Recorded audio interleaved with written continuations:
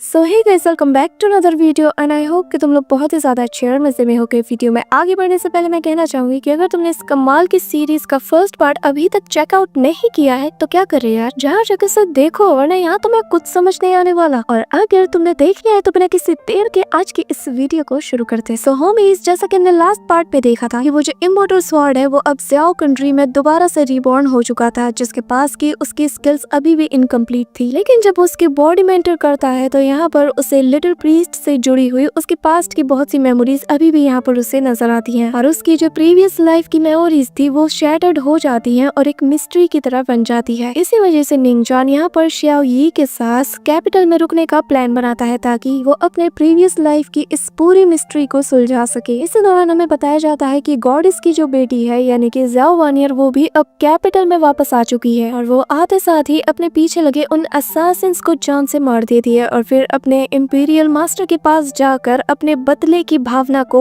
उनके सामने जाहिर करती है। इसी दौरान ज़्याओ वानियर की मुलाकात अपने यहाँ पर निंगचुआन से होती है और जैसे ही निंगचुआन उसे देखता है और उसका नाम सुनता है तो उसे ये नाम बहुत ही ज्यादा फेमिलियर साउंड होता है। इसी वजह से समझ आता है कि जिस मिस्ट्री को वो सॉल्व करना चाहता है उसकी चाबी इसी के हाथ में है। और जब आगे तो हमारे इस पार्ट की स्टार्टिंग होती है और हमें दिखाया जाता है जहाँ पर ज़्याओ वानियर अपने मास्टर के पास होती है और उसने उसे एक ऐसी मेडिसिन को दिया था जिसे पीते साथ ही उसकी कल्टीवेशन पूरी तरीके से ब्लॉक हो जाएगी। यहाँ पर उसका मास्टर डरते हुए उस बाउल को अपने हाथों में उठाते हुए कहने लगता है कि ज़्याओ वानियर, क्या तुम मुझे इस हद तक नफरत करती हो? जिस पर वो कहती है कि जो आपने पास्ट में किया है उसकी सजा तो आपको मिलनी ही चाहिए, लेकिन ये सजा आपके लिए फिर भी बहुत ही कम है। और इस मेडिसिन को लेते साथ ही आपकी लॉन्गेविटी रियलम कल्टीवेशन पूरी तरीके से ब्लॉक हो जाएगी। यहाँ पर ये सुनते साथ ही उस ओल्ड मैन को गुस्सा आ जाता है। वो कहने लगता है कि अगर तुमने 3 साल पहले वो सब ना किया होता तो आज ये सब हमें देखना ही नहीं पड़ता, और अगर क्वीन भी एक क्वीन की तरह एक्ट करती तो शायद हमें ये दिन भी ना देखना होता। जिस पर ज़्याओ वानियर उसकी तरफ मुड़ते हुए कहती कि क्या सच में आप ऐसा सोचते हो? इसी दौरान सीन शिफ्ट होता है और हम यहाँ पर निंगचुआन को देखते हैं जो कि उस लड़की को बताने लगता है कि मैं एक लिटिल प्रीस्ट हूँ, लेकिन इस वक्त अगर तुमने मेरी बात नहीं मानी तो मैं तुम्हारी जान ले लूंगा। ये कहते साथ ही हम देखते हैं कि उस लेडी के चेहरे पर पसीना आना शुरू हो जाता है, जिसके बाद हम देखते हैं कि वो 3 साल पहले की हिस्ट्री बताना शुरू कर देती है और बताने लगती है कि 3 साल पहले हमारे इस ज़्याओ कंट्री में एक ऐसा फेस्टिवल मनाया जा रहा था जो कि हर 10 साल में एक बार होता है। इसी दौरान हमें 3 साल पहले का सीन दिखाया जाता है जहाँ पर ज़्याओ कैपिटल में सब कुछ बहुत ही अच्छा चल रहा था। इसी दौरान हमें यंग ज़्याओ वानियर को दिखाया जाता है जो कि बहुत ही ज्यादा डिफरेंट लग रही थी। इसी दौरान जब यंग ज़्याओ वानियर एक पैलेस की छत पर बैठकर अपना खाना एंजॉय कर रही थी और ड्रिंक पी रही थी, इसी दौरान एक प्रिंस की नजर उस पर जाती है जो कि पहली नजर में ही उससे प्यार कर बैठता है और यहाँ पर वो ज़्याओ कैपिटल के अंदर आते साथ ही एक मैरिज प्रपोजल को देते हुए कहने लगता है कि मुझे उस लड़की से शादी करनी है जो कि रॉयल पैलेस के टॉप पर बैठकर फ्राइड चिकन को एंजॉय कर रही थी। अब यहाँ पर इस स्ट्रेंज लड़की का सुनकर वो सभी जनरल्स बहुत ही ज्यादा हैरान हो जाते हैं, जिसके बाद वो कहने लगते हैं कि क्यों ना हम अपने पहले अलायंस के बारे में बात कर लें। जिस पर वो प्रिंस कहने लगता है कि ये सब बात करने के लिए मेरे सबऑर्डिनेट्स यहाँ पर हैं, लेकिन मुझे मेरी ड्रीम गर्ल मिल चुकी है और मैं उससे ही शादी करना चाहता हूँ और ये चीज इस वक्त सबसे ज्यादा मैटर करती है। जिसके बाद वो प्रिंस कहने लगता है कि चलो भी जल्दी से मुझे उस लड़की से मिलवाओ। इसी के साथ नेक्स्ट सीन में हम देखते हैं कि यहाँ पर इस प्रिंस के सारे सिपाहियों को यहाँ पर यंग ज़्याओ वानियर बहुत इजीली धूल चटाती है। अब यहाँ पर वो प्रिंस उसे इम्प्रेस करने के लिए कहने लगता है कि मैं 7 साल की उम्र से ही बहुत ही टफ ट्रेनिंग करता हुआ आ रहा हूँ और मेरा मास्टर मुझे जीनियस कहा करता है और मैंने तुम्हारे बारे में किसी जीनियस के बारे में सुना है, इसलिए आज मैं यहाँ पर तुमसे मिलना चाहता हूँ। लेकिन तभी हम देखते हैं कि यहाँ पर जैसे ही ज़्याओ वानियर सामने आती है वो प्रिंस लट्टू की तरह झूमना शुरू कर देता है। लेकिन हम यहाँ पर देखते हैं कि ज़्याओ वानियर उसके पास जाते हुए कहते हैं कि तुम तो बहुत ही ज्यादा एरोगेंट हो और फिर उसके गालों पर वो थप्पड़ों की बारिशें करना शुरू कर देती है और वो उस प्रिंस को मार मार